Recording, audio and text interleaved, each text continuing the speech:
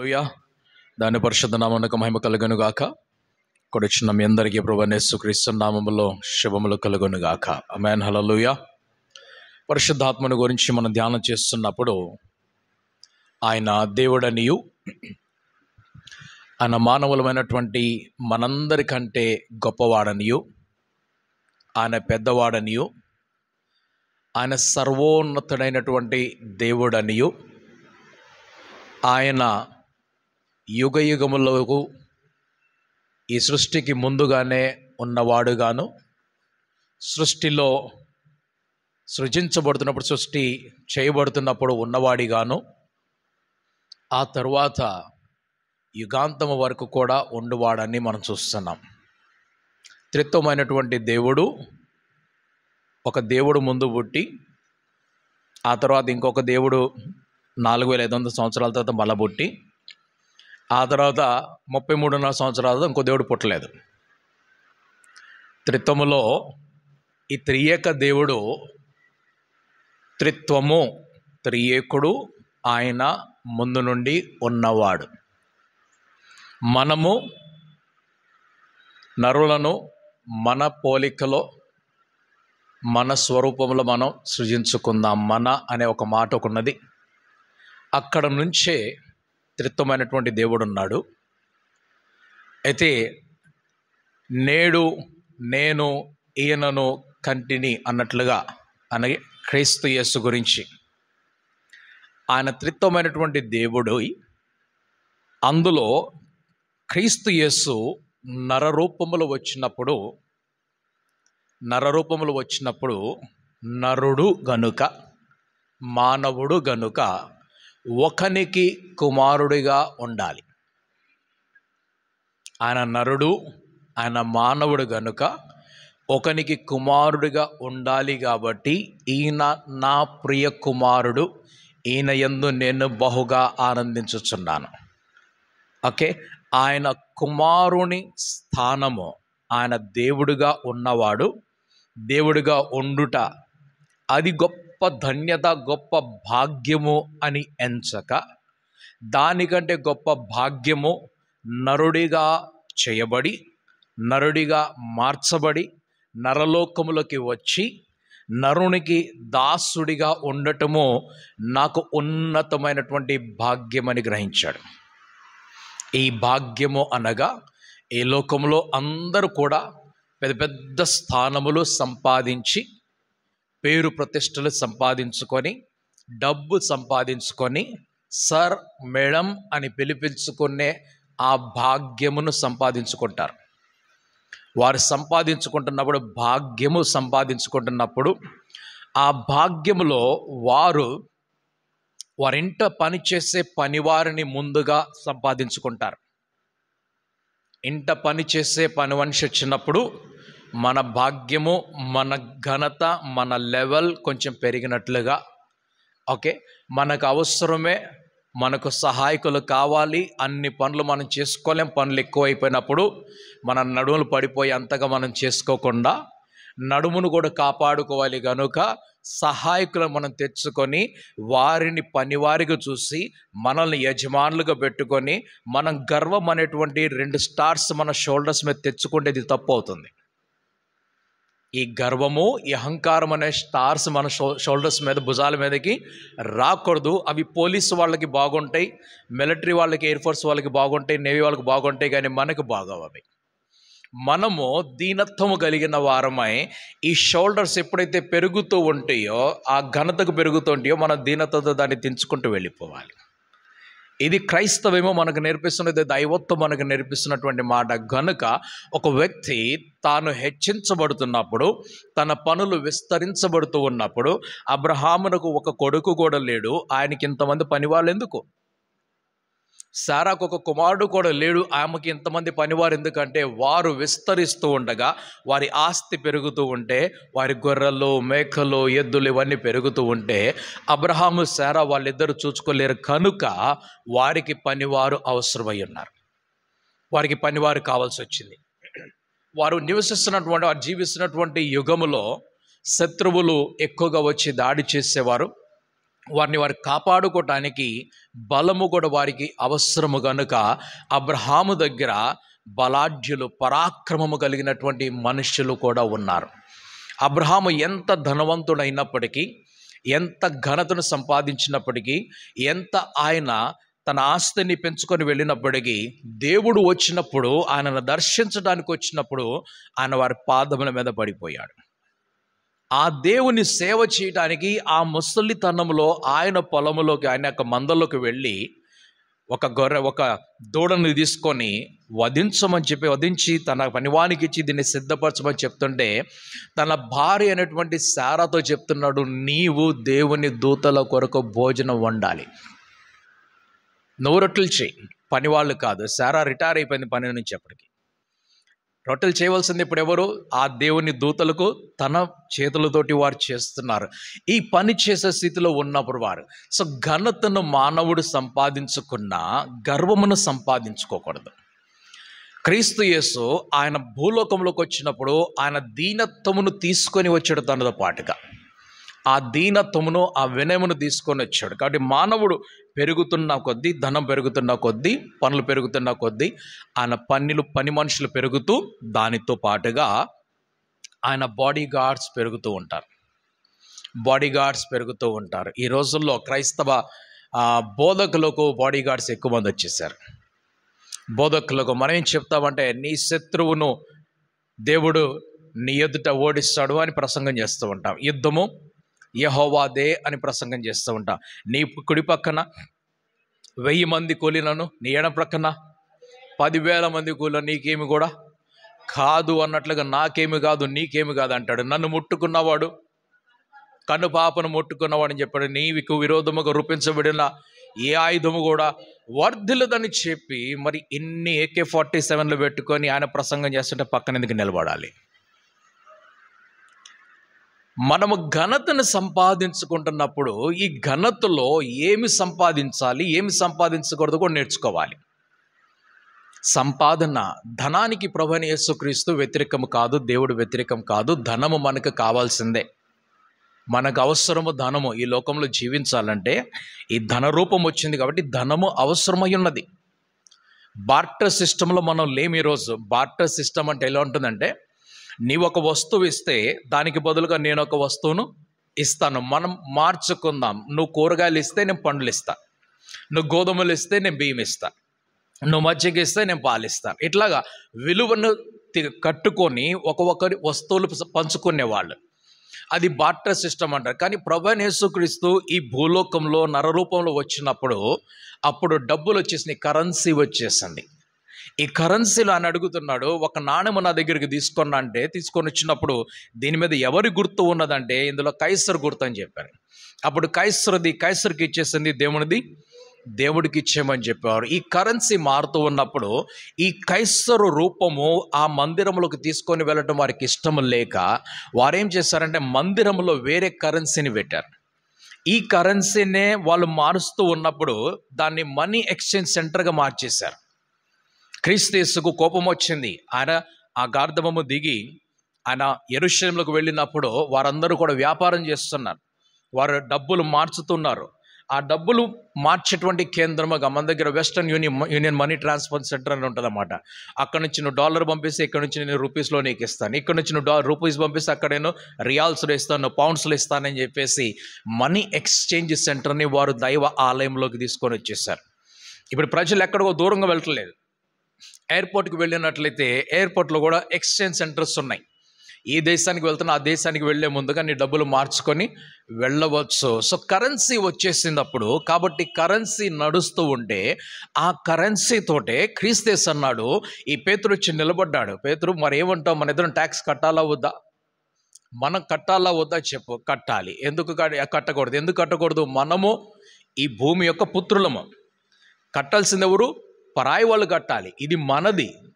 అయినను అభ్యంతరము కలగకుండా ఉన్నట్లు మనం ఏం చేద్దాం? ఇప్పుడు ట్యాక్స్ కడదాం. ఎక్కడి నుంచి కడదామంటే, నువ్వు వెళ్ళి మొదటిగా గాలం వేయి, ఆ సముద్రంలో గాలం వేసినప్పుడు ఏ చేప అయితే నీకు దొరుకుతుందో దాని నోరు తెరిచినప్పుడు దాని నోట్లో నీకు ఒక నాణెము దొరుకుతుంది. ఆ నాణెం తీసుకొని నీ ట్యాక్స్ నా ట్యాక్స్ కట్టిరా అంటే, ఇక్కడ మిగిలినటువంటి ఆ అపోస్తలులు ఉన్నారు కదా, శిష్యులు ఉన్నారు కదా, వాళ్ళందరూ వాళ్ళ ట్యాక్స్ కట్టుకొని వచ్చేసారు.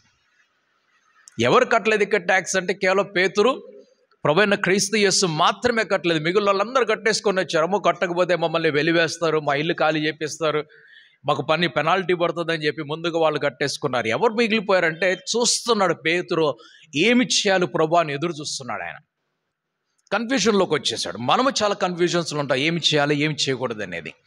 ఈ కన్ఫ్యూషన్లో ఉన్నప్పుడు ధనము అనేది ఇక్కడ అవసరము, నివాసం అనేది ఇక్కడ అవసరము, ఆహారం అనేది ఇక్కడ అవసరము, వస్త్రం అనేది ఇక్కడ అవసరము. ప్రభువైన క్రీస్తు యేసు జీవించిన కాలంలో ఆయన కూడా నజరేతులో తన ఇంటిలోనే తన తల్లిదండ్రులతో పాటు తన తోబుట్టులతో పాటు జీవించాడు.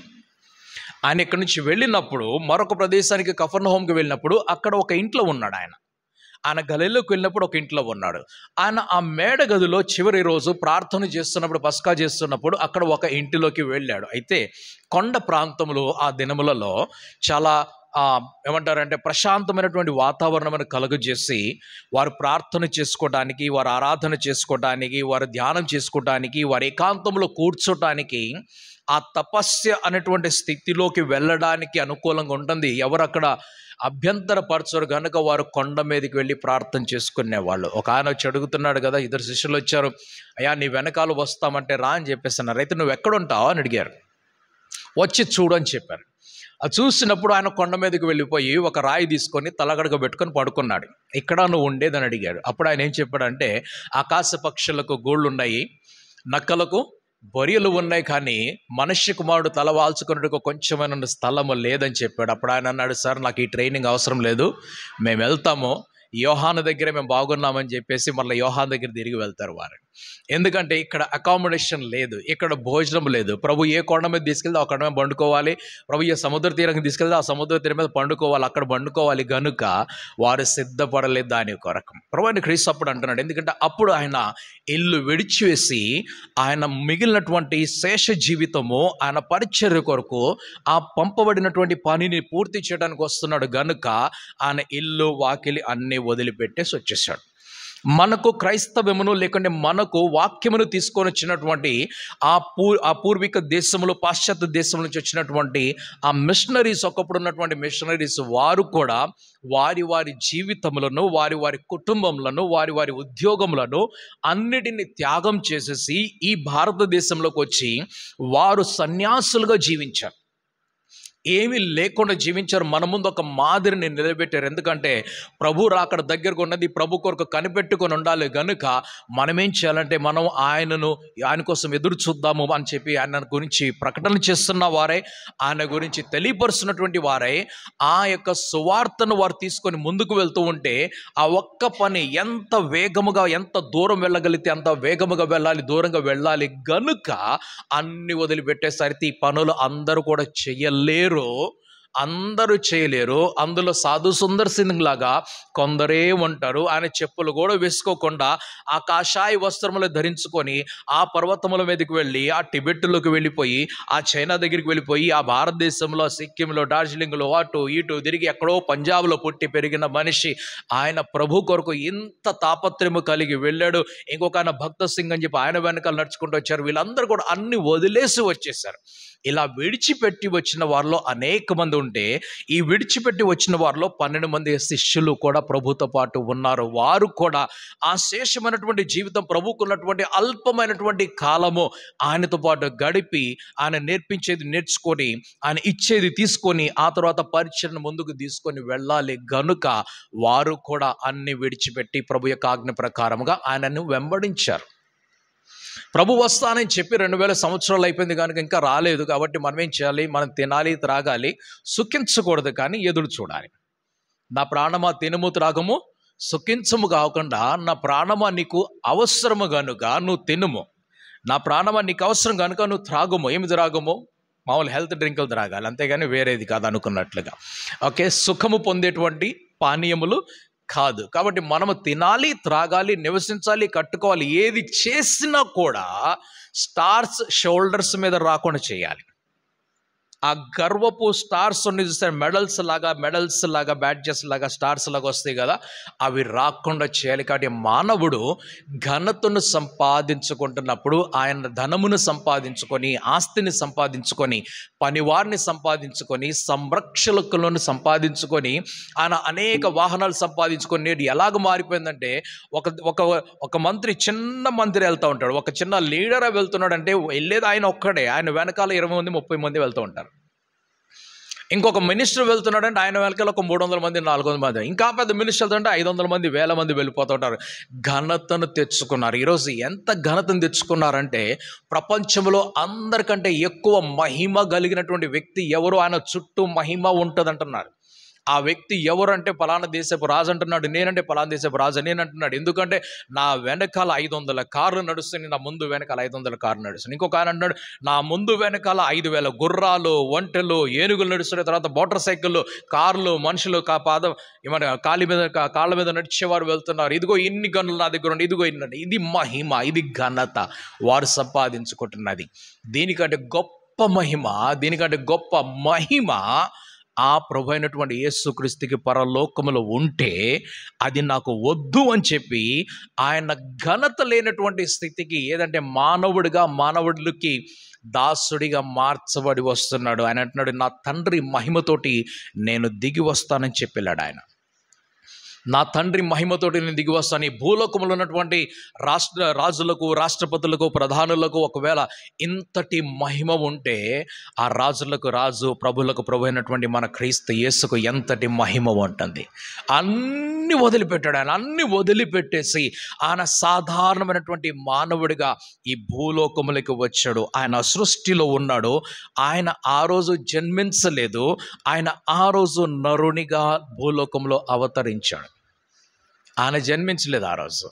ఆయన పుట్టుక దినం అంటాం. ఆయన పుట్టుక దినము జ్ఞాపకం చేసుకోవాలి. ఎందుకు పుట్టుక అంటే ఆయన నరుడిగా పుట్టాడు. ఆయన అవతరించిన దినమని ఒకరు ఆర్గ్యూ చేస్తూ ఉంటే, ఆయన పుట్టిన దినమని ఒకరు చెప్తూ ఉంటే, ఆయన నరుడు కాబట్టి నరుడికి ఒక పేరు ఉండాలి, నరుడికి ఒక పుట్టుక దినం ఉండాలి, నరుడికి ఒక తండ్రి కూడా ఉండాలి. గనుక నేనే నీకు తండ్రిగా ఉంటాను, ఎవరో నీకు తండ్రి కాదని ఆ త్రిత్వములో దేవుడు ఆయన తండ్రిగా ఉండి ఈయనను కుమారునిగా చేస్తే ఆత్మగా పరిశుద్ధాత్ముడు కనబడుతున్నాడు.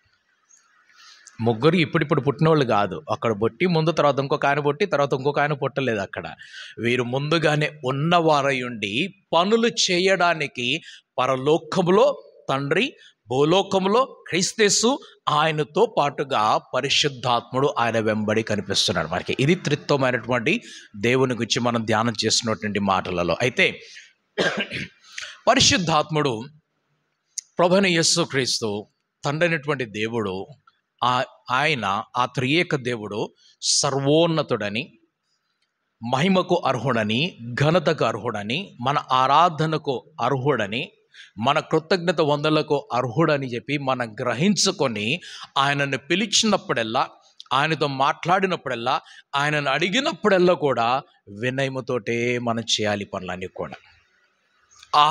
చాలా వినయమైనటువంటి స్థితిలోకి వెళ్ళిపోయి ఎంత తగ్గింపు ఉంటే అంత తగ్గింపు. అందుకనే పాత నిబంధన యుగములో దేవుని సన్నిధిలోకి వెళ్ళినప్పుడు అందరూ కూడా సాష్టాంగ పడేవారు. ఎందుకు సాష్టాంగ పడేవారంటే అంతకు మించినటువంటి తగ్గింపు ఇంకొకటి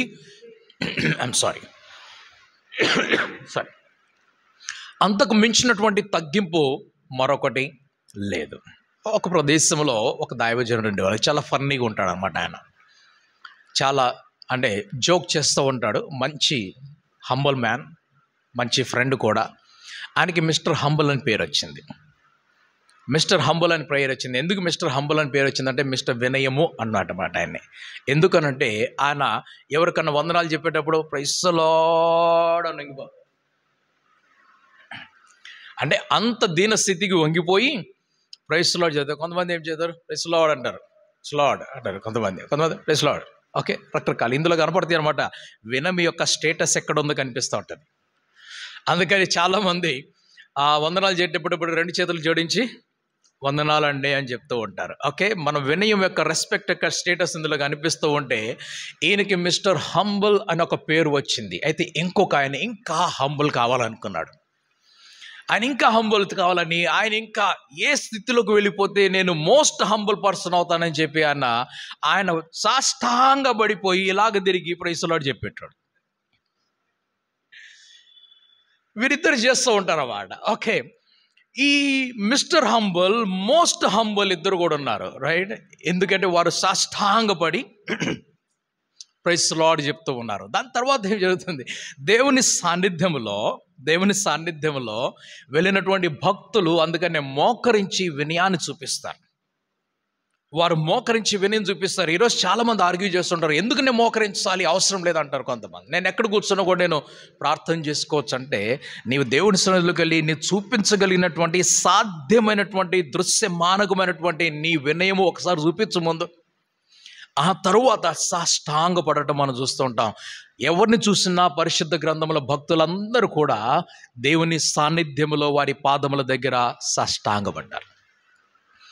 అపోస్తలుడైనటువంటి యోహాను ఆ పద్మసు దీపంలో ఉన్నాడు. ఆయనను పైకి రా అని చెప్పేసి వెళ్ళిపోతుంటే పైకి వెళ్ళిపోయాడు. ఆ వెళ్ళిపోయిన తర్వాత ఆయన మొదటి పని ఏం చేశాడంటే, అమ్మో నేను ఇంతటి స్థానంకి వచ్చానని చెప్పి గ్రహించి ఆ ప్రభువు అనుకొని ఆ దూత పాదముల దగ్గర పడిపోయి ఆయన వందనములు చేస్తూ, ఆయన వందనం చేస్తే సరిపోయేది, అక్కడ వందనం చేయలేదు. ఆయన దాదాపుగా ఆరాధన చేస్తూ ఉంటే ఆ మహిమలో ఉన్నటువంటి దూతను చూచి ఆయన గుర్తించలేక నా ప్రభువు అనుకొని ఆరాధించేటువంటి ఆ పోస్టర్ స్థాయిలోకి వెళ్ళిపోయి ఆయనకు వందనములు చెప్తూ ఉంటే దూత ఏమంటున్నాడంటే, నన్ను కాదు నువ్వు ఆరాధించాల్సింది, నేను నీ వంటి వాడు ఒక సహోదరుడినే, ఆ దేవుణ్ణి మాత్రమే ఆరాధించండి. ఒకవేళ దూతను చూచి అంతటి మహిమ కనబడి మానవుడు సాష్టాంగపడిపోతే ఆ దేవుని దగ్గర ఎంత సాష్టాంగపడాలి మనం? అది మనం చేయలేకపోతున్నాం. మనం లేనిపోయిన థియాలజీస్ బయటికి తీసుకొని వస్తున్నాం. మనందరం ఏం చేస్తున్నాం ఈరోజు అంటే, మనం బైబిల్ని మనం పోస్ట్ మార్టం చేసి ఎప్పుడో మనకి చెప్పించింది, రాపిచ్చింది, చూపించింది, నేర్పించింది దానిని ఇది తప్పు అని చూపించడానికి రకరకాలుగా మన సిద్ధాంతాలు తీసుకొని వస్తున్నాయి. ఎందుకు ఆ పని మనకు? ఏ పని మీద ఉన్నాం అసలు? మనం భక్తి పనిలో ఉన్నామా? మనం ఆరాధన పనిలో ఉన్నామా? మనం దేవుని దగ్గర సాష్టాంగపడి అడిగే పనిలో ఉన్నామా? మనం నేర్చుకొని మారేటువంటి పనిలో ఉన్నామా? లేక మనము ఈ బైబిల్ని ఇది ఇలా కాదు, అది అలా కాదు, అది ఇలా కాదు, ఇది ఇలా కాదు అని చెప్పి మనం పూర్తిగా నాశనం అయిపోయే పనిలో ఉన్నామా? ఏం పనిలో ఉన్నాం ఈరోజు మనం? ఒకవేళ మనం చూసినట్లయితే అందరూ కూడా ఈరోజు దాదాపుగా అందరూ బైబిల్ని ఇది కాదు, ఇది కాదు, అది అప్పుడు జరిగింది, ఇది ఇప్పుడు, అది పాతకాలం, ఇది కొత్త కాలం, ఇది ఇంటర్నెట్ యుగంలో ఉన్నాం మనం అని చూపిస్తూ రకరకాలుగా చేస్తూ ఉంటే మనకిచ్చినటువంటి పని ఏమిటా పని? సర్వలోకానికి వెళ్ళి సర్వ సృష్టికి నువ్వు సువార్త ప్రకటించినటువంటి పనిని విడిచిపెట్టేసి నా గొర్రెలను మేపుము, నా గొర్రెపిల్ల మేపుము అనేటువంటి పనులను విడిచిపెట్టేసి ఏం చేస్తున్నామంటే, లేదు ఆ రోజు అపోస్తలుడు పేతురు చేసిన తప్పు, మిగతా శిష్యులు చేసింది తప్పు, ఈయన చేసింది తప్పు, ఆ రోజు పౌలు చేసింది తప్పు, ఈరోజు ఈయన చేస్తున్నది తప్పు, నువ్వు చేస్తున్నది తప్పు. ఈరోజు ఈ ఇంటర్నెట్లోకి ప్రవేశించి ఒకసారి చూసినట్లయితే అందరూ కూడా ఇదే గెలుకునే పనిలోనే ఉన్నారు. అందరు ఒకళ్ళు కదిలించుకోవటం, ఒకళ్ళు ఇది చేసుకోవటం, నువ్వెందుకు చేసావు అని అంటాం. చేయగానే వీళ్ళు ఇక్కడి నుంచి చేయగానే వాళ్ళు ఇంకొక వీడియో అంటే, వాళ్ళు వీడియో కానీ వీళ్ళు ఇంకొక వీడియో, వీడు ఇంకొక వీడియో ఆ అసలు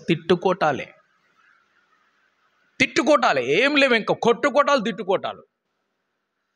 మన ఉల్లాసనగర్లో కూడా ఇలాగే ఒక గొడవ జరిగిందంట, చాలా పెద్ద జరిగింది. ఎవరు అంటే ఒక పెద్ద పాస్టరు, ఇంకొక పెద్ద పాస్టరు, వీళ్ళిద్దరు యూట్యూబ్లో వీడియోలు వేసుకొని రకరకాలు చేసుకొని చివరికి కొట్టుకొని ఇంకో 10 మంది వచ్చేసి మళ్ళీ వారిని సంజాయించే స్థితిలోకి వచ్చేసారు. ఏం చేస్తున్నాం మనం ఈరోజు అంటే, సాష్టాంగ పడాల్సిన అవసరము లేదు, మోకరించవలసిన అవసరము లేదండి, కింద కూర్చోవలసిన అవసరము లేదు అని చెప్పేసి, ఎందుకు అంటే ఇవి నుండి తీసుకొని వస్తాం. ఉపవాసం గురించి ఒక సిద్ధాంతం, ప్రార్థన గురించి ఒక సిద్ధాంతం, ఆరాధన గురించి ఒక సిద్ధాంతం, కూర్చోటం గురించి ఒక సిద్ధాంతం, నిలబడటం గురించి ఒక సిద్ధాంతం, పాడటం గురించి ఒక సిద్ధాంతం, రకరకాలు తీసుకొని వస్తూ ఉంటాం. మనం చేసే వాటిలో, మనం చూసే వాటిలో ఒక మాట గమనించాలి. ఒకవేళ ఎవరన్నా ఈ విషయాలు మాట్లాడుతున్నారంటే దాన్ని మీరు గ్రహించడానికి మీకు ఒక సూత్రం నేను చెప్తాను. ఈ మాట ఎవరైనా ఇటువంటి విషయములు తీసుకొచ్చి చెప్తున్నారు అని అంటే ఎగ్జాంపుల్కి అనుకుందాం. ఎగ్జాంపుల్కి ఓకే, స్త్రీ ముసుగు వేసుకోకూడదు అని ఎవరైనా చెప్పారు. అయితే వారు చేస్తుంది ఏమిటంటే వారు ముసుగు వేసుకోవడం ఇష్టం లేదు గనుక ఆ వాక్యమును ముక్కలు చేసి చివరికి ఎలా తీసుకొస్తారంటే, ఇప్పుడు మీరు చెప్పండి వేసుకోవాలా వేసుకోవద్దా అంటే వేసుకోకూడదండి, నేను కూడా తీసేస్తా. డౌట్ క్రియేట్ చేస్తారు, ముక్కలు చేస్తారు దాన్ని. ఎందుకు? నువ్వు వేసుకోకపోతే వేసుకోక వదిలేసాయి. మరి నువ్వు వేసుకోకపోతే నువ్వు నిలబడ్డప్పుడు 10 మంది నిన్ను అడుగుతున్నారుగా, 10 మంది ముందు నిలబడినప్పుడు నీవు సరైన పని చేసి ఎవరిని ఏలెత్తి చూపించకుండా నువ్వు అలాగ తయారైపో, అలా పనులు చేయి, అటువంటి మాటలు మాట్లాడు. ఎప్పుడైతే నీవు 10 మంది ముందు నిలబడి నలుగురితోటి ప్రశ్నింప చేసుకుంటావో ఆ నలుగురిని నీవు కన్విన్స్ చేయడానికి ఏం చేస్తున్నావు? ఈ వాక్యాన్ని ముక్కలు చేస్తున్నావు. ముక్కలు చేసి ఎక్కడికి వెళ్తున్నావు అంటే నువ్వు చేసే ప్రతిదీ తప్పైపోతుంది. ఒకరోజు ఒక ఆయన ఆన్లైన్లో ఆరాధన నడుస్తూ ఉంటే, ఈ ఆరాధనలో నేను సహజంగా అందరికీ నేను చెప్పాను, నాకు తెలిసినంత దాదాపుగా నా ఫ్రెండ్స్ అందరికీ నేను పాస్టర్కి చెప్పాను, ఆన్లైన్లో కమ్యూనియన్ సర్వీస్ పెట్టొద్దు అని చెప్పాను. నేను ఆన్లైన్లో కమ్యూనియన్ సర్వీస్ పెట్టవద్దు, ఎందుకంటే రొట్టె ద్రాక్షారసము ఒకవేళ సంఘంలో దైవజనుడే దానిని తీసుకొని వచ్చి ఆ భక్తులకు అందిస్తూ ఉంటే నీవు వారి చేత్తో వారిని తీసుకొని ఎందుకు చెప్తున్నావు? కోవిడ్ అనేది వచ్చింది, కొంతకాలం తర్వాత వెళ్ళిపోతుంది. మీరేం చేస్తున్నారు? కోవిడ్ పోదని చెప్పేసి ఇంకా మీరు ఆన్లైన్లో కమ్యూనియన్ సర్వీస్ నడిపిస్తున్నారు. కానీ నా నిరీక్షణ ఏమిటంటే కోవిడ్ కొన్ని రోజుల తర్వాత వెళ్ళిపోతుంది కాబట్టి నేను దీని పనిని చేయను. దాదాపు 2 సంవత్సరాలు మనం అందరం కూడా ఆన్లైన్లో మీటింగ్ నడిపించాము, కానీ కమ్యూనియన్ సర్వీస్ ఎన్నడూ కూడా మనము చేయలేదు. ఈ కమ్యూనియన్ సర్వీస్ జరుగుతున్నప్పుడు పాస్టర్ గారి కుమారుడు ఆయన కూర్చోగానే ఆయన కుక్కను తీసుకొని ఒళ్ళో పెట్టుకొని కూర్చున్నాడు. కుక్క ఒళ్ళోకి వచ్చి కూర్చున్నది. ఈ కుక్కను చూసి ఒళ్ళో పెట్టుకున్న కుక్కతో ఆడుతూ ఉన్నాడు. ఆన్లైన్ సర్వీస్ నడుస్తుంది, కెమెరా ఆన్లైన్ ఉన్నది, ఎందుకంటే కమ్యూనియన్ సర్వీస్ నడుస్తున్నది. ఎవరు తీసుకొచ్చారు కమ్యూనియన్ టేబుల్ అని అంటే ఇంటిలో పని మనిషితోటి చెప్తే తీసుకొని రా అంటే ద్రాక్షారసము రొట్టె తీసుకొస్తే ఆ పాస్టర్ గారు ఆయన తీసుకొని టేబుల్ పెట్టారు. చాలా గొప్ప పేరు ఉన్నటువంటి వ్యక్తి, చిన్నవాడి నుంచి మాట్లాడలేదు నేను. ఆ టేబుల్ పెట్టినప్పుడు ఇక వీళ్ళు ప్రార్థన చేస్తూ ఉంటే ఈయన 2 మాటలు కుమారుడు అన్ని భాషలతో మాట్లాడి ఆ రొట్టె తీసుకున్నాడు, అది పట్టుకున్నాడు, ఎడం చేత్తో తీసుకున్నాడు, ఎందుకంటే కుడి చేతిలో కుక్క ఉంది. ఎడం చేత్తో తీసుకొని ఆ 2 భాషలు అన్ని భాషల్లో మాట్లాడి అప్పుడు ఆయన ఇట్లా పట్టుకొని ఆ తర్వాత ఆయన భార్య తీసుకొని ఆ తర్వాత కుమార్తె తీసుకొని భాష గారు తీసుకొని నలుగురు కలిసి తిన్నారంతా అయిపోయింది. ఆ ద్రాక్షరసం తాగేస్తారు, ఆ పన్నోడికి ఇచ్చేస్తే పన్నోడు తీసుకొని నిలబడి మిగిలింది. అయిపోయింది. 5 నిమిషాల్లో కమ్యూనియన్ సర్వీస్ అయిపోయింది. మీ ఇళ్లలో మీరందరూ కూడా మీరు తీసుకోండి, అందరూ మీ ద్రాక్షరసం మీరు తీసుకొని తాగేసారు, అయిపోయింది అక్కడ. అయితే జరిగింది ఏమిటంటే ఇది నువ్వు ఆన్లైన్లో లైవ్ పెట్టావు కనుక దీనిని సరి అని చెప్పేవాళ్ళు 1,00,000 మంది ఉంటే తప్పు అని చెప్పే 10 మంది ఉంటారు. ఈ 10 మందికి నువ్వు జవాబు సరిగ్గా చెప్పగలిగే స్థాయి నీకుంటే, అట్టి జ్ఞానము నీకుంటే, అట్టి నిలకడగలిగిన స్థానంలో నువ్వు నడుస్తూ ఉంటే తప్పు లేకుండా నువ్వు పని చేయి. అలా కానప్పుడు ఆ 10 మంది కారణముగా నువ్వు 1,00,000 మందిని తప్పు దారిలోకి నడిపిస్తున్నావు. ఏం జరిగింది ఇక్కడ? పాస్టర్ గారు కుక్కను పెట్టవచ్చా కమ్యూనియన్ సర్వీస్లో అంటే, మా ఇంట్లోకి వచ్చిన కొత్త ఫ్యామిలీ మెంబర్ అన్నారు వాళ్ళు. ఎవరు? Family member. నీ ఫ్యామిలీ మెంబర్ని నువ్వు ఆరాధన తర్వాత చూసుకోరాదు? ఈ ఫ్యామిలీ మెంబర్కి ఆరాధనలో స్థానము లేదు. కొందరు ఉన్నారు, ఈ కుక్కలు ప్రార్థన చేస్తే అని చెప్పేసి మనుషులు ప్రార్థన చేస్తూ ఉంటే కుక్కలు కొడిచి మోకరిస్తూ ఉంటాయి. అవి మోకరించి మీరు మోకరించారు, అవి కూడా మోకరించండి. కుక్కలు చూడండి, ఎప్పుడైనా ఒక ఆయన కొంటుకుంటూ నడుస్తుంటే కుక్క కూడా కొంటుకుంటూ నడుస్తుంది. దానికి ఏముంది? ఇమిటేట్ చేయడం తెలుసు దానికి. ఆ కుక్కకు తెలుసు ఆయన ప్రభువైన యేసుక్రీస్తు అని, ఆ కుక్కకు తెలుసు ఆ సిలువైపడ్డాడు క్రీస్తు అని, ఆ కుక్కకు తెలుసు ఆయన రక్తం ధారపోసాడు. ఈ రొట్టె ఈ ద్రాక్షరసం కారణంగా మనం ఆయన మరణాన్ని జ్ఞాపకం చేసుకుంటున్నాము. మనం పరలోక రాజ్యానికి వెళ్ళాలంటే, పరిశుద్ధపరచబడాలంటే, పాప క్షమాపణ కొరకు ఇది చేయాలి మనం అన్ని. కుక్కకు తెలుసా? ఇది తెలియదు. ఎందుకు? కుక్క మీతో పాటు వచ్చి కూర్చున్నది. మా ఇంటి ప్రక్కన ఒక చిల్లక ఉన్నది, ఆ చిల్లక కూడా మనుషులు ఏం చేస్తే అది యూట్యూబ్ చూస్తూ ఉంటాయి. దానికి యూట్యూబ్ పెట్టకపోతే ఇబ్బంది. దానికి ఒక మొబైల్ సపరేట్గా, దానికి ఒక యూట్యూబ్ కనెక్షన్ సపరేట్గా, దానికి ఏసీ. అది వచ్చినప్పటి నుంచి ఇంట్లో ఫ్యాన్ లేదు. ఎందుకు ఫ్యాన్ లేదంటే అది ఎగిరితే రెక్కలు తగిలిపోయి అది ఫ్యాన్కి చచ్చిపోతుంది అని చెప్పి ఫ్యాన్ తీసేసి 24 గంటలు ఏసీ నడుస్తూ ఉంటుంది. అది ఏసీ బంద్ చేస్తే అది ఊరుకోదు. యూట్యూబ్ బంద్ చేసేది ఊరుకోదు. అలాగని చెప్పేసి అది వాళ్ళతో పాటు కూర్చొని పాటలు పాడతాడు, అది పరలోకానికి ఆ భక్తులు వెళ్ళి నడుస్తుందా? నడవదు. అది ఇమిటేట్ చేస్తున్నది అంతే. ఈ కుక్క ఒక ఫ్యామిలీ మెంబర్గా వచ్చినప్పుడు నువ్వు ఫ్యామిలీ మెంబర్గా నీ ఇంట్లో పెట్టుకోవాలి, నువ్వు పరిచయం చేయాలి. సరే ఆరాధన అయిపోయిన తర్వాత చెప్పు, దేవుని దయ వల్ల మేము ఒక కుక్కను సంపాదించుకున్నామని చెప్పేసి ఆదం హవ్వ చెప్పినట్లుగా.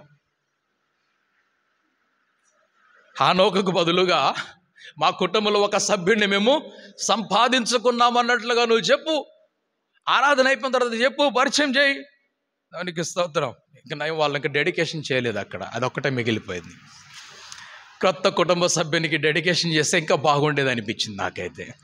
ఈ ప్రశ్న అడిగిన తర్వాత ఏం జరిగింది? ఇన్ని సంవత్సరములు ఈ రొట్టె గురించి, దాని పరిశుద్ధత గురించి ప్రకటించి, ఇన్ని సంవత్సరములు ఆ పాత్రలో ఉన్నటువంటి ద్రాక్షరసం గురించి, పరిశుద్ధత గురించి ప్రకటించినటువంటి ఆయన ఆ రోజు ఆ కుమారుని మాటలు తిట్టేటప్పటికి ఆ తల్లి తట్టుకోలేక, ఆ తండ్రి తట్టుకోలేక మరొక రోజు మరలా స్పెషల్ ప్రోగ్రాం పెట్టారు. ఏ స్పెషల్ ప్రోగ్రాం అంటే ఆ రోజు మా కుమారుడు చేసింది తప్పు కాదు అని చెప్పడానికి.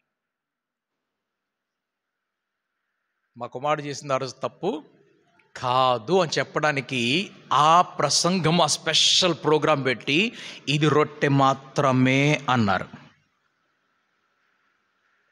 ఇది ద్రాక్షరసము మాత్రమే అన్నారు. ఏమైంది? కుడి చేతిలో కుక్క ఉన్నది కాబట్టి ఎడం చేత తీసుకున్నాడు. తప్పేమన్నది? ఎడం చేతి తప్పు కాదు, కుడి చేతి తప్పు కాదు. సిద్ధాంతాలు బయటకు వచ్చేసినాయి. ఎప్పుడు చేసినవంటే నీ ఒక తప్పు చేసినప్పుడు లేనిపోయిన సిద్ధాంతములు బయటకు వస్తాయి. కాబట్టి మనం గమనించాలి, ఎవరు ఏ సమయంలో పెట్టి చెప్పారు, ఏ సందర్భంలో చెప్పారు, ఎందుకు చెప్పారు. ఇవన్నీ చెప్పడానికి కారణం ఏమిటంటే వారు తప్పు చేశారు కనుక ఆ తప్పుని సరి అని రుజువు చేసుకోవడానికి వాక్యమును ముక్కలుగా చేస్తూ ఉంటే ఈ అయ్యగారు ఈ పరిశుద్ధ గ్రంథాన్ని తీసుకొని తిప్పుతున్నాడు ఈ పరిశుద్ధ సంస్కారం గురించి. ఈయనకి సపోర్ట్ దొరకకపోతే అమ్మగారు అక్కడి నుంచి వాక్యములు అందిస్తున్నారు. ఇది చెప్పు, అది చెప్పు అని అంటే ఆయన చెప్తూ ఉన్నాడు. అదే చివరి రోజు నేను ఇంకా తర్వాత నేను చూడలేదు. దేవుని వాక్యమును బోధించేటప్పుడు, ఆయన వాక్యమును చదివేటప్పుడు, ఆయన దగ్గరికి వచ్చినప్పుడు ఒక్కటే గుర్తుపెట్టుకోవాలి, నీవు దేవుడవు, నేను మానవుడను. నీవు ఇది చెబితే అది నేను చేస్తా. నాకు కష్టమైన, నాకు కఠినమైన, నాకు ఇబ్బందికరమైన నేను చేస్తాను. నీ కడుపులో ఏదో ప్రాబ్లం వచ్చింది, డాక్టర్ అన్నాడు కోసి తీయాలని చెప్పాడు. అక్కడికి వెళ్ళావు కాబట్టి మొత్తం శరీరం ఆయనకి ఇచ్చేసేయాలి. డాక్టర్ జాగ్రత్తగా గోయి, ఇక్కడ గోయివాక, 1 ఇంచు గోయి, 2 ఇంచులు గోయివాక, నాకు పూర్తి మొత్తం ఇవ్వాక, నేను చూసుకుంటాను, నువ్వు ఎంతకు వస్తున్నావు నాకు తెలియదు, మరి మొత్తం కోసేసి ఇంకా తీసేస్తావేమో, అక్కడ వరకే మొత్తం ఇస్తే నేను మెలకువగుండి చేస్తానంటే అట్లా ఆపరేషన్ నడవదు. నువ్వు డాక్టర్ దగ్గరికి వెళ్ళినప్పుడు మొత్తం ఇచ్చేసేయాలి. నువ్వు దేవుడి దగ్గరికి భక్తుడికి వచ్చేసినప్పుడు మొత్తము కూడా ఇచ్చేసేయాలి. ప్రభువైన యేసుక్రీస్తు ఆయన వధకు తేబడినటువంటి గొర్రె పిల్ల వలె ఆయన తల వంచుకొని వెళ్ళిపోయాడు. సమస్తమును కూడా అర్పించుకున్నాడు. అంత విధేయతను ఆయన చూపించాడు. అంతటి విధేయతను చూపిస్తే మహిమ గురించి మనం మాట్లాడుతున్నాము. ఆయన మహిమను విడిచిపెట్టి వచ్చాడు గనుక ఆయన దీనత్వములకు వెళ్ళిపోయాడు, ఆయన వినయములోకి వెళ్ళిపోయాడు. ఆయన ఎన్నడూ కూడా తన ఘనతను చూపించుకోలేదు. ఆ గెత్సెమనే తోటలో నేను కోరుకున్నట్లయితే నా తండ్రి ఇదిగో సిద్ధంగా పెట్టండి, కనపట్లేదు దూతలు, పంపించడా, అవసరం లేదు నాకు, నేను చనిపోవటానికి వచ్చాను, నేను వధించబడటానికి వచ్చాను కనుక నేను వెళ్తున్నానని తన వినయాన్ని తాను చూపిస్తున్నాడు. త్రిత్వమైనటువంటి దేవుడు ఆయన సర్వోన్నతుడనియో, ఆయన మహిమ గలవాడనియో, ఆయన సృష్టిని సృజించిన వాడనియో, ఆ తండ్రి, కుమారుడు, పరిశుద్ధాత్ముడు ఈ సృష్టికి ముందుగా ఉన్నవారని, ఈ సృష్టికి ముందుగా ఉన్నవారని, వారిలో ఈ సృష్టి కలిగింది, వారిలో ఈ సృష్టి కలిగింది. ఆయన నరుడుగా వచ్చాడు గనుక, నర అవతారి గనుక ఒక పుట్టుక దినమున్నది. ఆయనకు తండ్రి, నీకు ఎవరో తండ్రి కాదు, నేనే నీకు తండ్రిగా ఉంటాను గనుక. ఎందుకు నీకు తండ్రిగా ఉంటానంటే, ఇంతటి మహనీయుడు పరలోకమును విడిచిపెట్టి భూలోకములకు వచ్చినటువంటి నీకు సాధారణమైన మానవుని నేను తండ్రిగా ఇవ్వను, నేనే నీకు తండ్రిని. ఆ పరిశుద్ధాత్ముడు ఆయనను తన సామర్థ్యంతో అక్కడ శూన్యపరిచి కన్య అయినటువంటి మరియ గర్భంలోకి తీసుకొని వస్తాడు. అక్కడ నుండి బయటకు మరియ తీసుకొని వస్తుంది. గమనించాలి ఈ మాటని. గర్భము ధరించే వరకు ఎవరి పని? పరిశుద్ధాత్ముని యొక్క పని ఉంటే ఆ శిశువును ఆమె పెంచుకున్న తల్లి గర్భంలో ఇంకా శిశువు పెరిగేది, ఆ బాధ్యత అంతా కూడా తల్లిదై ఉన్నది. మరల పరిశుద్ధాత్ముడు ఉన్నాడు తన పని తను చేస్తున్నాడు. కాకపోతే ఇప్పుడు తల్లి బాధ్యతను మరియ తీసుకొని ముందుకు వెళ్తున్నది. ఆయన 30 సంవత్సరాల వయసు వచ్చి ఇప్పుడు బాప్తిసం తీసుకొని పరిచర్య కొరకు ముందుకు వెళ్తుంటే అప్పుడు ఆ పరిశుద్ధాత్ముడు ఆ సామర్థ్యమును తీసుకొని వస్తున్నాడు. ఆ సామర్థ్యం తీసుకొని వస్తున్నాడు. ఏ సామర్థ్యము? ఆయన పరిచర్య చేయటానికి, రోగులను స్వస్థపరచడానికి, దయ్యములను వెలగొట్టడానికి, మృతులను కూడా లేపటానికి, ఆయన నీటి మీద నడవటానికి, రాళ్లను రొట్టెలుగా మార్చటానికి, 5 రొట్టెలను 1000 మందికి పంచటానికి, గుడ్డివారికి చూపునివ్వటానికి, ఇవన్నీ చేయటానికి పరిశుద్ధాత్ముని సామర్థ్యము అవసరము గనుక ఆ పరిశుద్ధాత్ముడు ఆ శక్తిని ఆయన మీదకు తీసుకొని వస్తున్నాడు యోర్దాను నదిలో. అది ఇచ్చిన తరువాత ఆయనను 40 రోజులు పరీక్ష కొరకు తీసుకొని వెళ్తున్నాడు. ఆ అరణ్యంలోకి తీసుకొని వెళ్తున్నాడు. అరణ్యంలోకి తీసుకొని వెళ్ళి మనం ఆయన 40 రోజులు పగలు రాత్రి ఉపవాసం చేసాడని చూస్తున్నాం. కానీ ఆయన ఇంక చాలా విషయాలు అక్కడ చేశాడు. ఆ కొండ మీద కేవలం ఉపవాసం చేసి ఆయన దిగి కిందకి రాలేదు. ఇంకా అనేకమైన నడుస్తున్నాయి. ఏమి నడుస్తున్నాయి అంటే అక్కడ అపవాది ప్రభువైన యేసుక్రీస్తును పరీక్ష చేస్తున్నాడు, శోధిస్తున్నాడు. అక్కడ అపవాది శోధిస్తున్నాడు. ఈయన 40 రోజుల పరీక్షలో అక్కడ ఉన్నాడు. ఈ శిష్యులలో ఎవరు కూడా అక్కడికి వెళ్ళలేదు. శిష్యులు ఇంకా చేయబడలేదు. ఆ శిష్యులు ఆ స్థాయికి రాలేదు. ప్రభువైన యేసుక్రీస్తు పరిశుద్ధాత్ముడు వెళ్ళి ఆ తర్వాత 40 రోజులు అయిపోయిన తర్వాత దిగి వస్తూ ఉంటే ఆ 3 పరీక్షల గురించి రాశారు. 3 ప్రాముఖ్యమైనటువంటి పరీక్షల గురించి రాశారు. కానీ 40 రోజులు ఆయన ఆ అరణ్యంలో ఉన్నాడు. ఆయన శోధించబడుతూ ఉన్నాడు. పరిశుద్ధాత్ముడు ఆయనకి సహాయం చేస్తూనే ఉన్నాడు. ఆ తరువాత ఆయన దిగి వచ్చినప్పుడు ఆయన పరిశుద్ధాత్మతోటి నింపబడ్డవాడై అని రాస్తున్నారు. ఆయన వెళ్ళిపోతున్నాడు. ఆ పట్టణాల్లోకి వెళ్తున్నాడు. పరిశుద్ధాత్మతోటి నింపబడిన వాడుగా పట్టణంలోకి వెళ్ళిపోయి రోగులను స్వస్థపరచటము, దయ్యం పట్టిన వారికి విడుదల కలుగుచటం, ఇవన్నీ కూడా చేస్తూ ఉన్నాడు. క్రీస్తు నరుడిగా వచ్చాడు. ఈ మాట గమనించాలి మనం. ఆయన నరుడిగా వచ్చాడు. ఆయన నరుడిగా వచ్చాడు గనుక ఆయనకు ఒక పుట్టుక ఉన్నది. ఆ దేవుడే ఇలా వచ్చాడు, ఇందులో సందేహము లేదు. కానీ ఆయనకు ఒక జననం అనేది ఉన్నది. ఆయనకు ఒక మరణం అనేది కూడా ఉన్నది. అందుకు ఆయన మరణించాడు. ఆయన జన్మించాడు, మరణించిన తర్వాత మరలా తిరిగి పునరుద్ధానుడయ్యాడు. ఆయన మరలా తిరిగి పునరుద్ధానుడు అయ్యి ఆయన పని ఆయన చేస్తున్నాడు. నేను మరలా ఇంకోసారి తీసుకొని వెళ్తాను. ఈ పనులు శేషమైన పనులు ఒకటి ఉన్నాయి. ఇంకా చాలా పనులు ఉన్నాయి. ప్రభు చేస్తున్నటువంటి పనులు, మనకు కనిపించినటువంటి అనేకమైన పనులు కనిపిస్తున్నాయి ఇక్కడ. అయితే పరిశుద్ధాత్ముడు ఎల్లప్పుడూ కూడా తోడుగానే ఉండినట్లుగా మనం చూస్తున్నాం. క్రీస్తు చేసినటువంటి తన జీవితంలో ఒక ప్రాముఖ్యమైనటువంటి పని ఏమిటనగా ఆయన ఎన్నడూ కూడా పరిశుద్ధాత్మని దుఃఖింప చేయలేదు. ఆయన ఎన్నడూ పరిశుద్ధాత్ముడు బాధపడే పని చెయ్యలేదు గనుక పరిశుద్ధాత్ముడు ఆయనను విడిచిపెట్టి ఎన్నడూ వెళ్ళలేదు. పరిశుద్ధాత్ముడు ఎన్నడూ ప్రభువును విడిచిపెట్టలేదు. గత వారం మనం ధ్యానం చేసుకుంటున్నప్పుడు పరిశుద్ధాత్ముడు ఒకవేళ ఆయన కండిషన్స్ మానవుడిలో లేకపోతే, ఆయన కండిషన్స్ ఒకవేళ ఆ పరిశుద్ధ ఆలయంలో కనిపించకపోతే పరిశుద్ధాత్ముడు అక్కడ ఉండడు. ఆయన వెళ్ళిపోతాడు. మన సమయాల గ్రంథంలో నుంచి కొన్ని మాటలు ధ్యానం చేసే మందసం గురించి. ఆ మందసంలో మనం ఏం చూస్తున్నామంటే మందసము తీసుకొని వెళ్ళిపోయారు. ముందు ఎలాగ వెళ్ళిపోయిందంటే ఏలీ చెప్తున్నాడు తన కుమారులకి, మందసం తీసుకొని వెళ్ళొద్దు, బయటికి తీసుకొని వెళ్ళొద్దు అంటే హోఫ్ని ఫినియాసులు ఏం చేశారంటే మందసమును తీసుకొని వెళ్ళి అని వెనకాల నడుస్తున్న వారై యుద్ధానికి వెళ్ళారు. ఏమిటి వీరి కాన్ఫిడెన్స్ ఏమిటంటే మందసం ఉంటే విజయము మనదే అంటారు.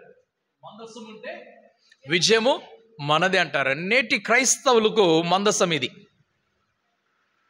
నేటి క్రైస్తవులకు మందసం ఏమిటి? బైబుల్ అంటారు. ఓకే, బైబుల్ కూర్చుంది కదా, నేను ఎగ్జాంపుల్ మీకు అర్థం చేసుకోవడం చెప్తున్నాను ఈ మాటని. మందసము మోసుకొని వెళ్ళేవారు. యుద్ధం వెళ్తున్నప్పుడు మందసం వెళ్తూ ఉంటే ఆ మందసంతో పాటు యోధులు కూడా వెళ్ళేవారు.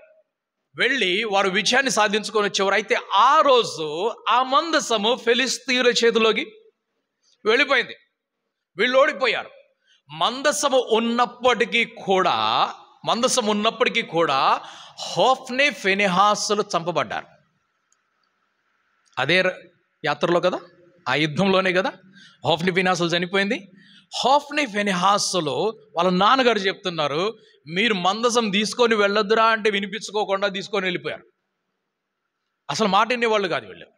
యాజకుడు మాట ఒక్క మాట వినేవాళ్ళు కాదు వీళ్ళు. తండ్రి గారు మంచి పేరు సంపాదించుకున్నారు, కానీ ఈ కుమారులు దుర్మార్గులు అనేటువంటి చెడ్డ పేరును తెచ్చుకున్నారు. వారు తండ్రికి వ్యతిరేకంగా నడుస్తున్నారు. అయితే మందస్సము ఈరోజు ఏమైందంటే, చాలామంది దయ్యం పట్టినటువంటి వ్యక్తి దగ్గరికి వెళ్ళినప్పుడు వారు చేయి పెట్టరు, ఈ మందస్సం పెడతారు, ఆ తల మీద కొడతారు. ఓ ఏస్తున్నామల పో, ఏస్తున్నామల పో, ఏస్తున్నా. ధైర్యం లేదు. ఇది తీసుకొని వెళ్తారు. బైబిల్ తీసుకొని రా, బైబిల్ తీసుకొని రా అని పట్టుకొని వెళ్తూ ఉంటారు. ఈ బైబిల్ ఉంటే ధైర్యం ఏమనిపిస్తుంది అంటే, ఈ బైబిల్ ఉన్నదంటే ప్రభు నాకుతో పాటు ఉన్నాడు కనుక ఈ బైబిల్ని చూసి దయ్యము మాట్లాడకుండా వెళ్ళిపోతుంది. కొంతమంది క్రాస్ వేసుకుంటారు. ఇంతటి క్రాస్ పట్టుకొని, ఈ క్రాస్ పట్టుకొని వేస్తున్నాలో ఈ షెకనాంసే జా జా జా అంటారు ఉంటారు.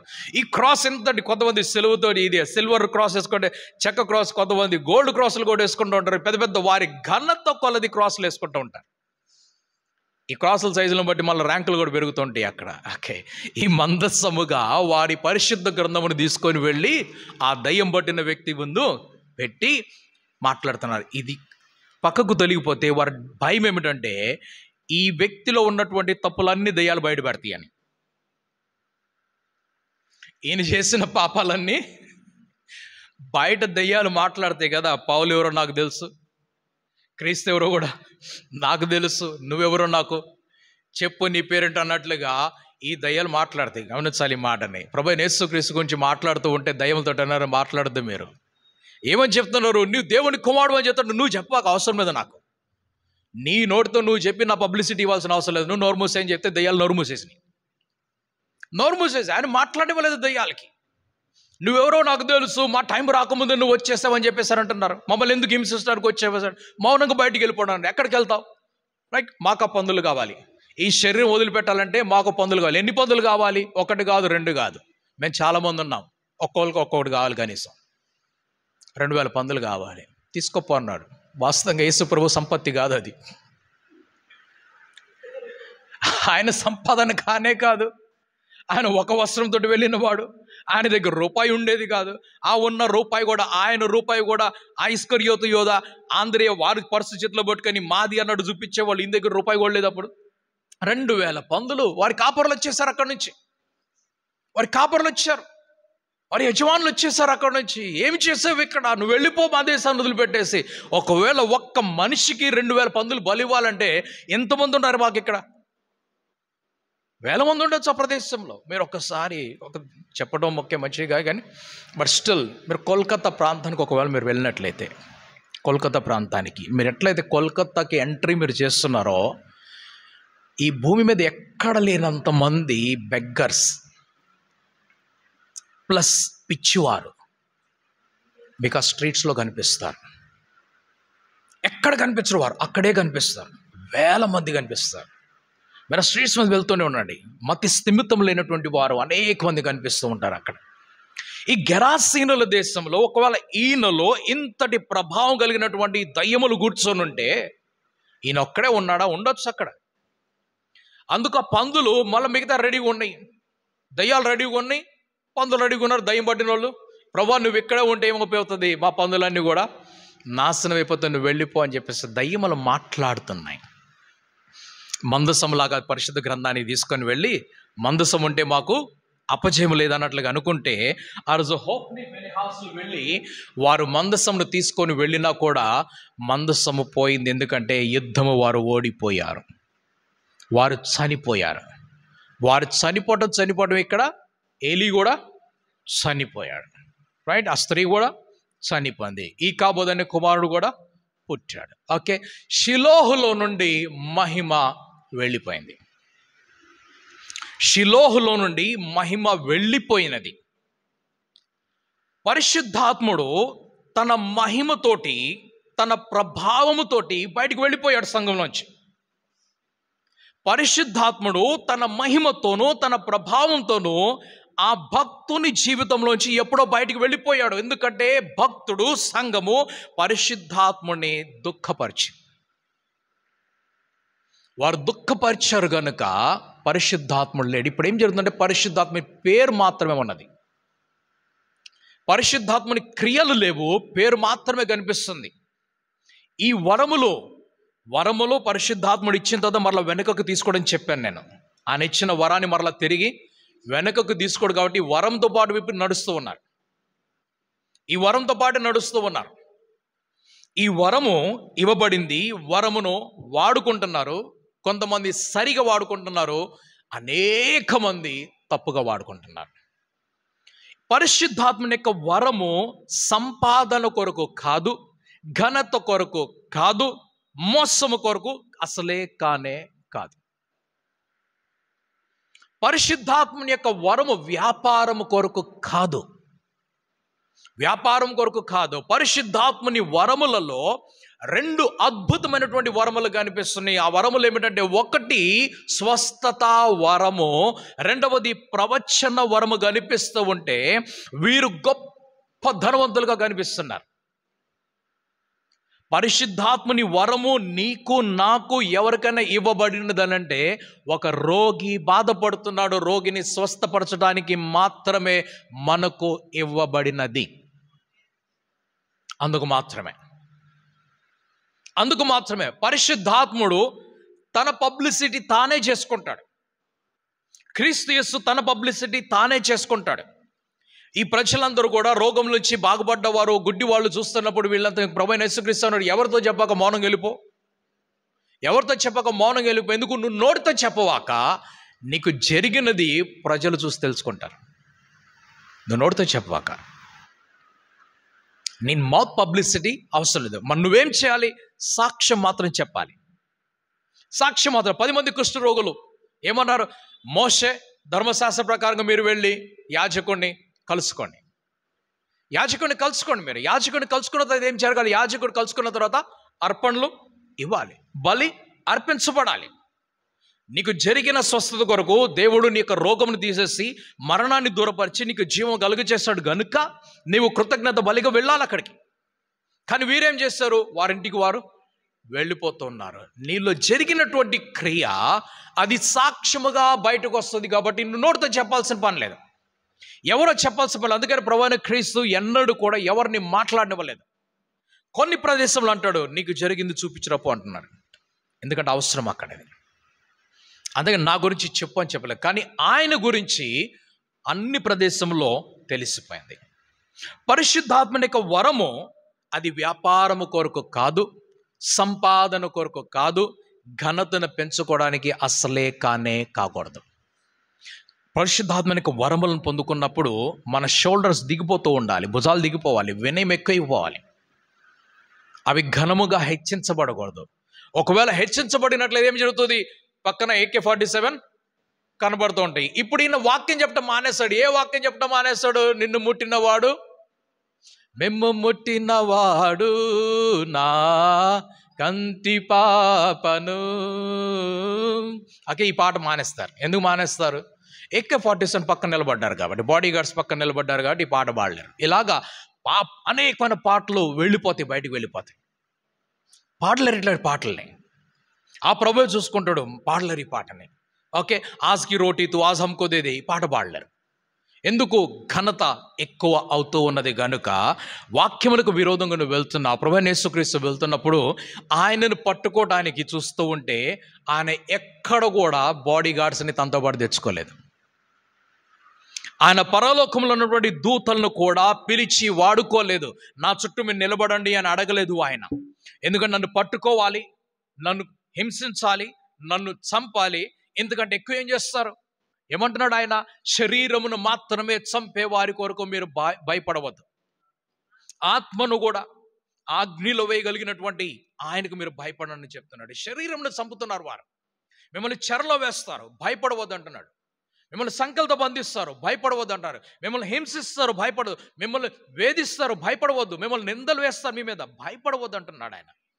ఆయన భయపడలేదు, మనల్ని భయపడవద్దని కూడా చెప్తున్నాడు. ఆ మరణం ఎదురుకొచ్చినప్పుడు కూడా మరణాన్ని నువ్వు గద్దించు, మరణం వెళ్ళిపోతుంది, నువ్వు భయపడవద్దు అంటున్నాడు. అందుకు ఆయన ఎన్నడూ బాడీ గార్డ్స్ని వాడుకోలేదు, ఆయన దూతల్ని వాడుకోలేదు. గెత్సెమనే తోటలో కూడా ఆయన దూతల్ని వాడుకోలేదు. ఎలీషా అంటున్నాడు, గెహాజీ కండ్లు తెరబడాలి ప్రభు, ఒక్కసారి ఈయన కండ్లు తెరువు, ఎందుకంటే ఈయన భయపడుతూ ఉన్నాడు, ఈ భయాన్ని ఈరోజు పలికించాలి. ఆయన కళ్ళు తెరిచినప్పుడు ఏం కనిపిస్తున్నాడు? ఆయన పర్వతం చుట్టూగా అగ్ని రథములో నిలబడినట్లుగా కనిపిస్తున్నాడు. ఓకే, ఈ భయం అనేది వారిలో కనిపిస్తున్నవి కనుక పరిశుద్ధాత్ముని క్రియలు మనం చేస్తున్నప్పుడు, ఆత్మలో మనం నడిపించబడుతున్నప్పుడు మనం ఎన్నడూ కూడా ఆత్మ దుఃఖించేటువంటి పనులను మనము చేయకూడదు. తెస్సలోనికలకు రాయబడినటువంటి మొదటి పత్రికలో మనం వెళ్తున్నాము, 5వ అధ్యాయంలోకి వెళ్దాము. తెస్సలోనికలకు సంఘానికి రాసినటువంటి మొదటి పత్రిక 5వ అధ్యాయము, దాని 19వ వచనం మనం చదువుకుందాం. ఆత్మను ఆర్పకుడి అయినటువంటి వాక్యం మనకు అక్కడ కనిపిస్తుంది.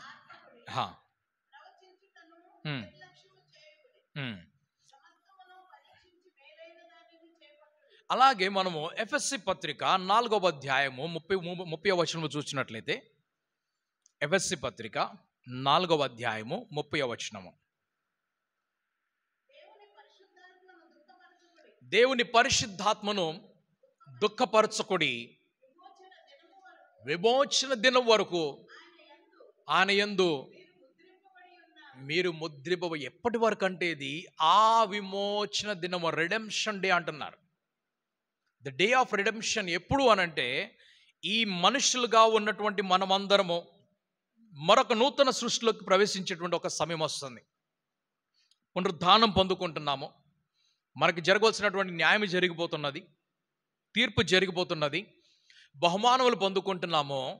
ఆయన యందు మనము ఆ రోజు కొరకు ముద్ర వేయబడ్డాం. ఈ రోజు కొరకు కాదు, ఒకరోజు కొరకు, నెల కొరకు, సంవత్సరం కొరకు, 100 సంవత్సరాల కొరకు కాదు, కానీ ఆ విమోచన దినము కొరకు మనం ముద్ర వేయబడ్డాం. అంటే పరిశుద్ధాత్ముడు మన మీద ఒక ముద్ర వేసి, మనము క్రీస్తు యొక్క రక్తములో కడగబడ్డామని, ఆయన మనకు సాక్షి అని, మనము పరిశుద్ధ జీవితాన్ని జీవిస్తున్నామని, మనము పాపము నుండి మనము నీతిలోకి నడుస్తున్న వారమై, మన మరణాన్ని దాటుకొని జీవంలోకి ప్రవేశిస్తున్న గనుక మనలను కాపాడుతూ ఆ రోజు మనల్ని పునరుద్ధానములోకి నడిపించి మనలను లేపడానికే పరిశుద్ధాత్ముడు ఈరోజు ముద్ర వేశాడు.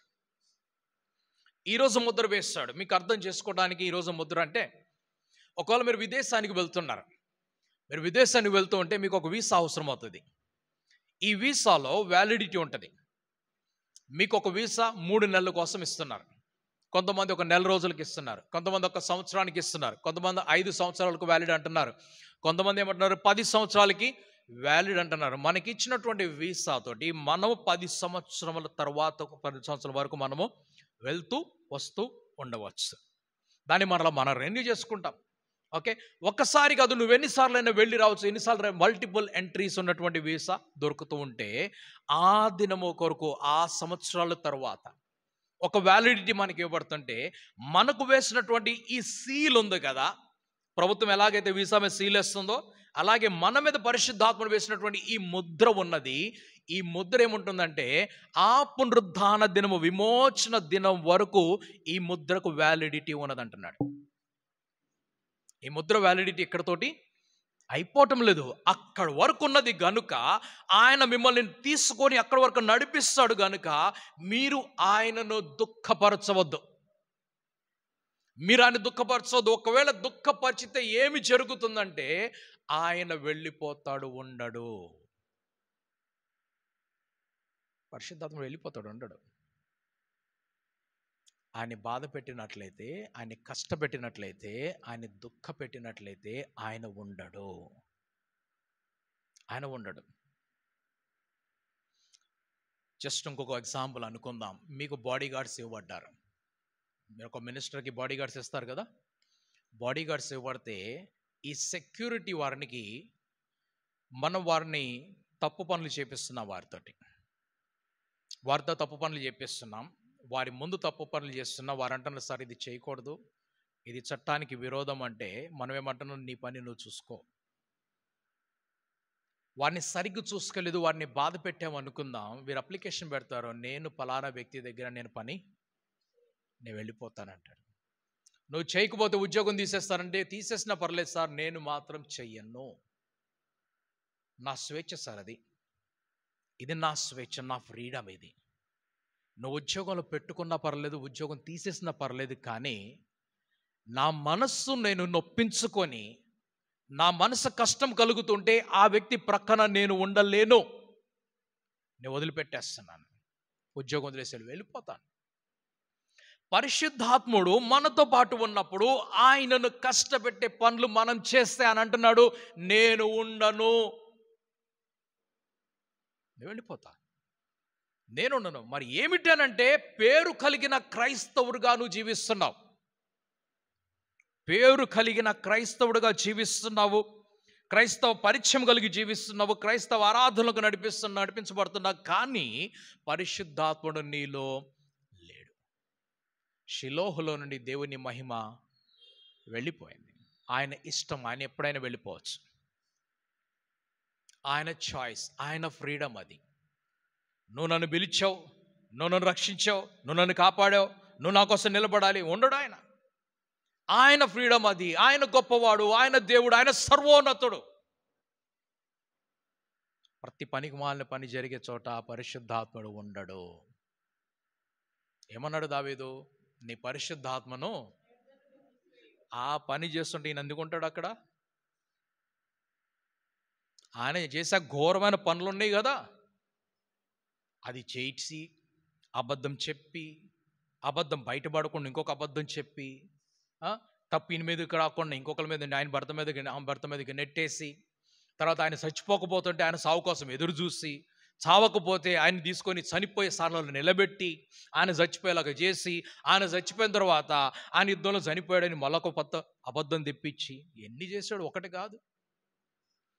ఒక్క తప్పు చేసినప్పుడు దాన్ని నిన్ను సరి చేసుకోవడానికి వేల తప్పులను చేయాల్సి వస్తుందేమో. ఒక్క కుక్కను బయట పెడితే ఇన్ని ప్రసంగాలు వచ్చాయి కాదు కదా. కుక్కని పరిశుద్ధ బల్ల దగ్గర తీసుకొని వచ్చి, నువ్వు పరిశుద్ధ బలను తీసుకొని కుక్క గురించి నువ్వు దాన్ని, నీ కొడుకు నువ్వు సేవ్ చేసుకోవడానికి ఆ రోజు నీవు చెప్పాల్సింది వెళ్ళిపోయి, నా కొడుకు చేసింది తప్పే, పొరపాటు అయిపోయింది, ఆ కుక్క ఆగట్లేదు, వచ్చేసింది, సారీ అని ఒక మాట చెప్పేసినట్లయితే వేల మందిని ఇంకా సంపాదించుకున్నాడు. కానీ నువ్వేం చేసావు? ఎప్పుడు ఇది జరుగుతుందంటే, నువ్వు పడిపోయావు గనుక నువ్వు తప్పు సిద్ధాంతాలను బయటికి తీసుకొస్తావు. ఎవరైతే నిలకడగా ఉంటారో వారు తప్పు సిద్ధాంతాలు తీసుకున్నారు, తప్పు సిద్ధాంతాలకి వ్యతిరేకంగా పోరాడుతూ ఉంటారు. వారు నిలబడాలి అక్కడ. పరిశుద్ధాత్ముడు ఆయన స్వేచ్ఛతోటి ఉండొచ్చు, మన దగ్గర ఉండకపోవచ్చు. మిమ్మల్ని అనాథలుగా నేను విడిచిపెట్టనని చెప్పాడు. సదా మీతో పాటు ఉంటాడంటే, మీరు చేసే ప్రతి ఘోరమైన పనులు, చెడ్డ పనులు ఆయన కళ్ళు మూసుకొని అలా కూర్చోకూడదు, వెళ్ళిపోతాడు. ఆయన దేవుడు, ఆయనకి ఫీలింగ్స్ ఉన్నాయి. మంచి ఏమిటో చెడుంటో మనకి నేర్పిస్తాడు ఆయన. ఆ మంచి చెడు నేర్పిస్తున్నప్పుడు ఈ చెడు చేస్తూ ఉంటే ఎందుకు కూర్చుంటాడు ఆయన అక్కడ? వెళ్ళిపోయాడు, దావీదులో లేడు. సాష్టాంగపడ్డాడు, తీసుకొని రాయ్యా, నాకు మరలైవు, నేను దుఃఖపరచను, తెచ్చుకున్నాడు.